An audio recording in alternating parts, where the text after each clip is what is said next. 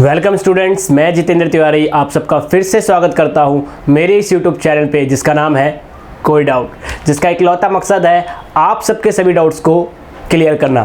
तो आज की क्लास में हम आगे पढ़ेंगे चैप्टर 1 के अंदर। न्यू टॉपिक है हमारा मेल्टिंग पॉइंट यानी गलनांक। मेल्टिंग पॉइंट होता क्या है? The temperature at which a solid starts converting into liquid is called melting point। यानी वो तापमान जिस पे कोई भी ठोस पदार्थ द्रव अवस्था में बदलना शुरू हो जाए उस तापमान को हम मेल्टिंग पॉइंट यानी गलनांक कहते हैं। एक एग्जांपल लेते हैं। आपने देखा होगा आइस, ठीक है। आइस क्या एक सॉलिड फॉर्म में पाया जाता है, लेकिन आप देखो एक टेम्परेचर आता है जिसके बाद आइस धीरे धीरे लिक्विड यानी पानी के अंदर कन्वर्ट होना शुरू हो जाता है।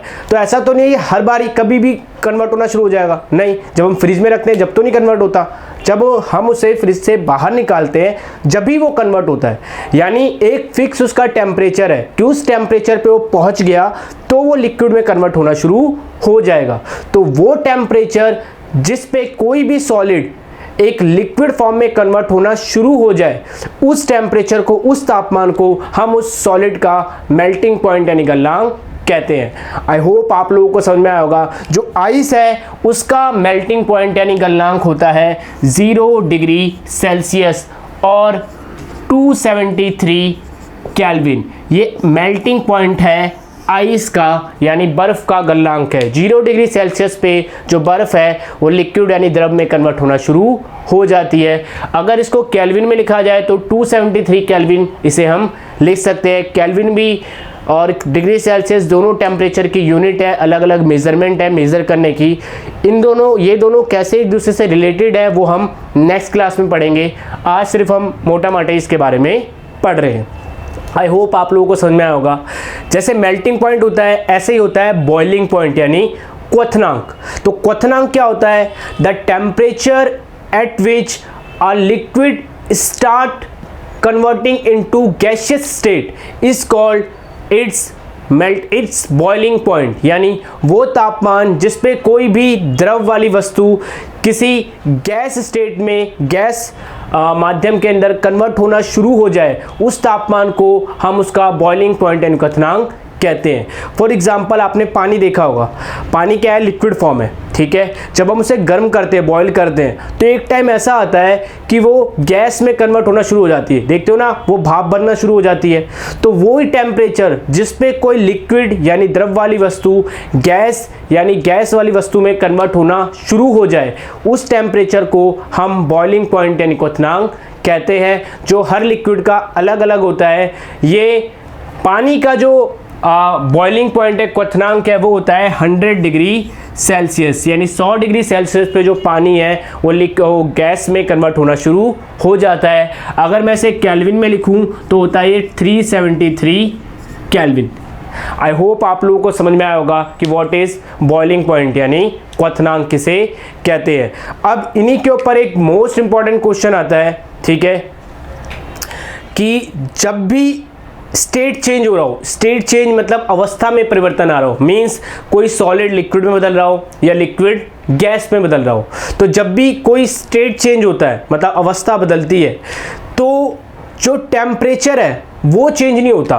क्वेश्चन आता है during the change of state of matter the temperature is remain constant, give reason why.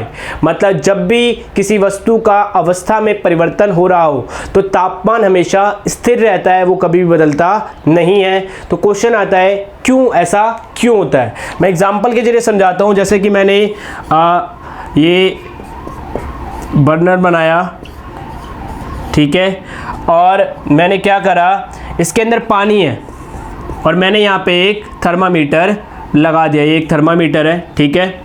अब जैसे ही मैंने बर्नर स्टार्ट किया तो मैं देखता हूँ धीरे धीरे इसका जो रीडिंग है वो बढ़ना शुरू हो जाती है, ऐसे बढ़ना शुरू हो जाती है, ठीक है।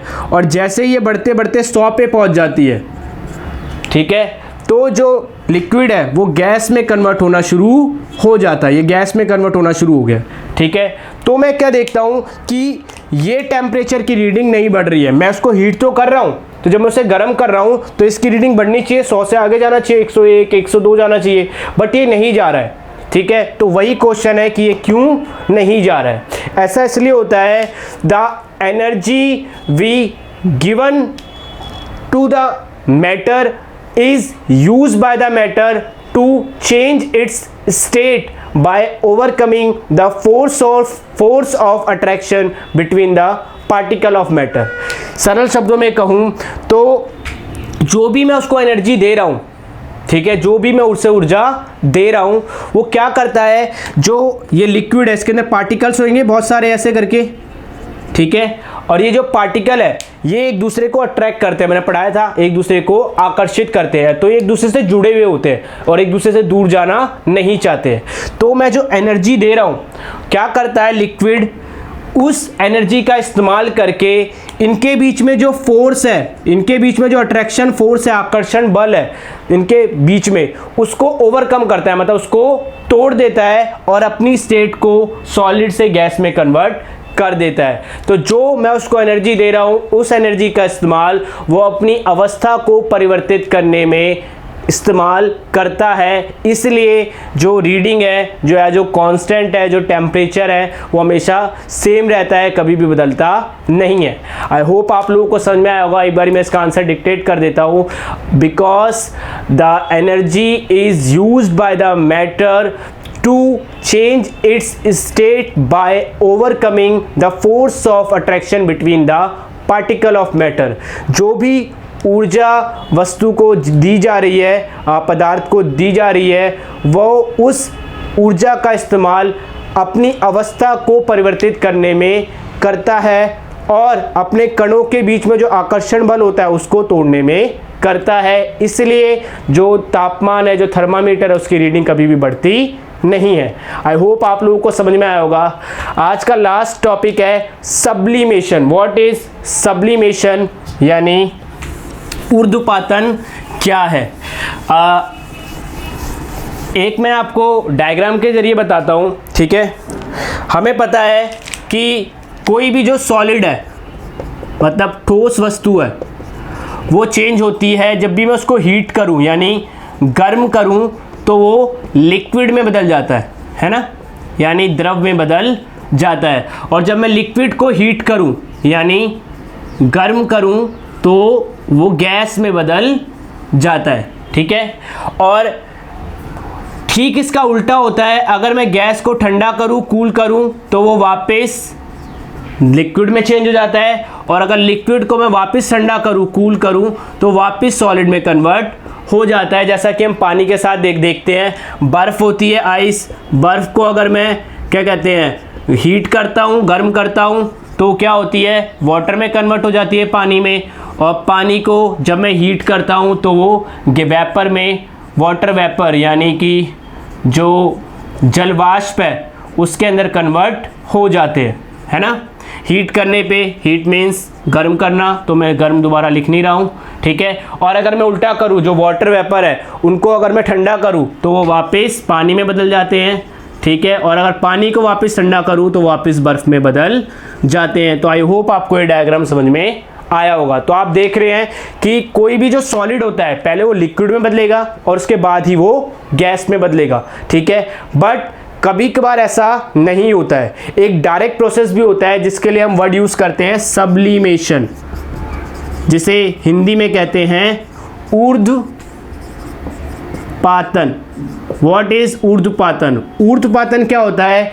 It is a process of change of solid directly into gas without coming into liquid state is called sublimation process. यानी किसी भी ठोस वस्तु का सीधे गैस वस्तु में बदलना बिना द्रव अवस्था में आए, इस प्रक्रिया को हम ऊर्ध्वपातन कहते हैं। मतलब कुछ ऐसे ऑब्जेक्ट्स होते हैं, जैसे कि एग्जांपल के लिए अमोनियम क्लोराइड, ठीक है, अमोनियम क्लोराइड हिंदी में भी यही कहते हैं, या फिर आप कह लो कपूर, ठीक है। कपूर है ना, आप सबके घर में कपूर होगा। कपूर सॉलिड फॉर्म में पाया जाता है। आप उसे गर्म करो, मतलब उसमें आग लगाओ, तो आप देखोगे जो कपूर सॉलिड था, ठीक है, वो लिक्विड में नहीं बदलता, वो सीधा ही सॉलिड फॉर्म से गैस फॉर्म में कन्वर्ट हो जाता है। तो क्या हुआ, बीच की एक स्टेट खा गए वो, ठीक है, सीधा सॉलिड से किस में बदल गए, गैस में। तो इसी प्रोसेस को जिसमें कोई भी सॉलिड ऑब्जेक्ट यानी ठोस वस्तु बिना लिक्विड फॉर्म में बदले डायरेक्टली गैस में कन्वर्ट हो जाए, उस प्रोसेस को, प्रक्रिया को हम सब्लिमेशन यानी ऊर्ध्वपातन कहते हैं। आई होप आप लोगों को आज की क्लास पसंद आई होगी और सारा का सारा समझ में आया होगा। अगर किसी को अभी भी डाउट है तो वापस से रिवाइंड करके देख ले, वापस शुरुआत से देखे तो उसे जो भी डाउट है वो क्लियर हो जाएगा। आज के लिए इतना ही। इस वीडियो को आप लाइक करें, शेयर करें, सब्सक्राइब करें, बेल आइकन प्रेस करें। आज के लिए इतना ही। Thank you for watching. धन्यवाद।